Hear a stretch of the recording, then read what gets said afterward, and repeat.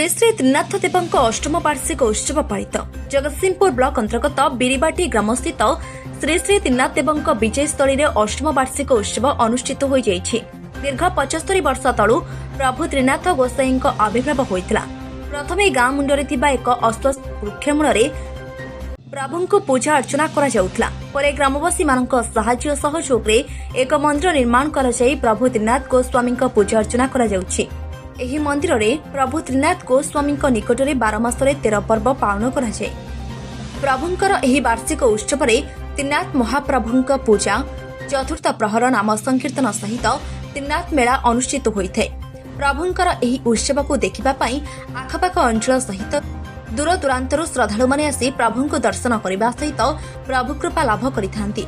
प्रभुंकर एही उत्सव देखिबाको आसीथिबा श्रद्धालु मानक पई प्रसाद सेवनर व्यवस्था ग्रामवासी पक्षरु आयोजन करा जायतिला। प्रभुंक नाम संकीर्तन रे समग्र अंचल रे आध्यात्मिक परिवेश सृष्टि होइतिला।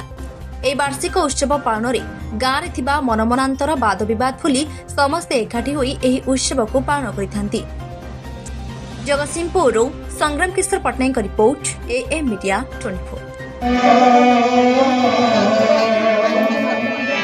रश्मिकांत राउतरे आम आज 8 तारिख ठाकुर जन्मदिन त्रिनाथकर जाओ आम बड़ाईर शौचा बहुत कम भले ठीक ठाक भी चली दलीय बड़िया राजनीति किसी संपर्क ना भल रूपे चली आगे बढ़ी। मानस रंजन सेठी एक्स सरपंच जंकुर जीपी बिरीबाटी बासिंदा।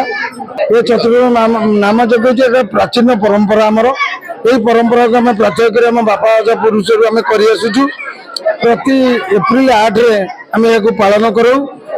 सकाल ठारू राति 10टा पर्यंत नाम यज्ञ भोग ये सब पर्याय क्रम पालन करा जाए।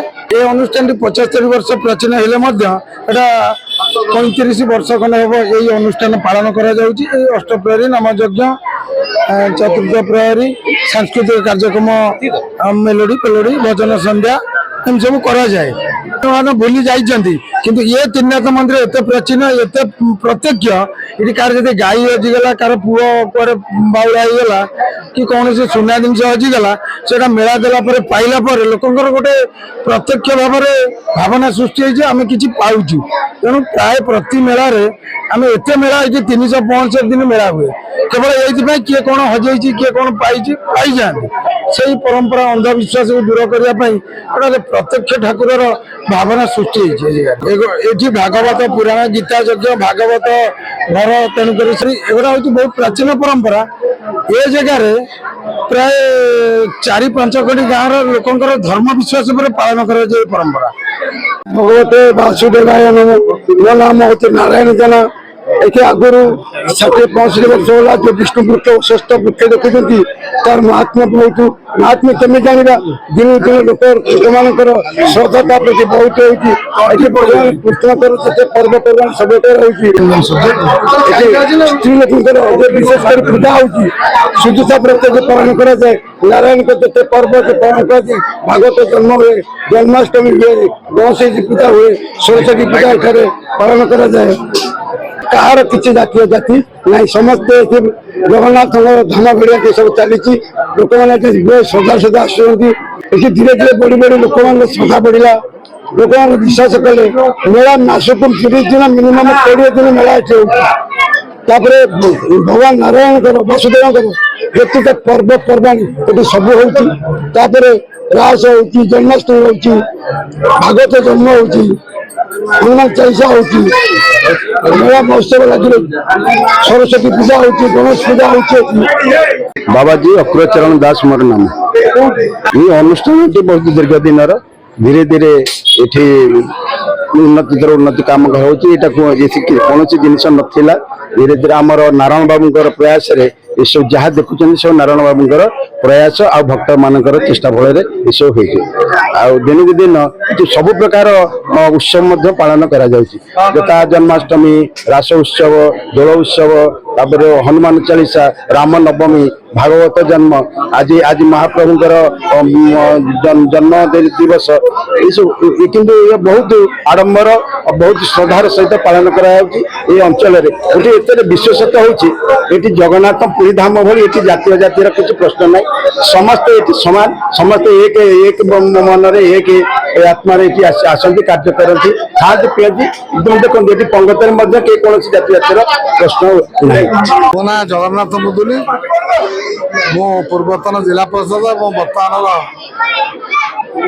ये ग्रामर जड़े ये अनुष्ठान एक सक्रिय सभ्य दीर्घ 5 दशंधि धरी ये त्रिनाथ अनुष्ठान एठारे तार विभिन्न समय सबु पर्वपर्वाणी की सुचारू रूप पालन कर आज एक गणपर्व परिणत है सांस्कृतिक सामाजिक एवं बौद्धिक चेतनार ये समृद्ध एवं ये अंचलवासी समस्त व्यवस्था एवं धार्मिक चिंताधारा को नहीं ये समृद्ध एठारे प्रत्येक मास को प्रत्येक रविवार दिन एठारे त्रिनाथ मेला अनुष्ठित हुए ये आज ये संपर्क में मुझे अधिक किसी कहवा भितर मुझे गुरुत्व सहकार कहि ये अंचल जनमानसर समस्त बौद्धिक चेतनार एक प्रतिफलन एवं आज ये जो सांस्कृतिक अनुष्ठान ये समाहित होउछि ये समस्त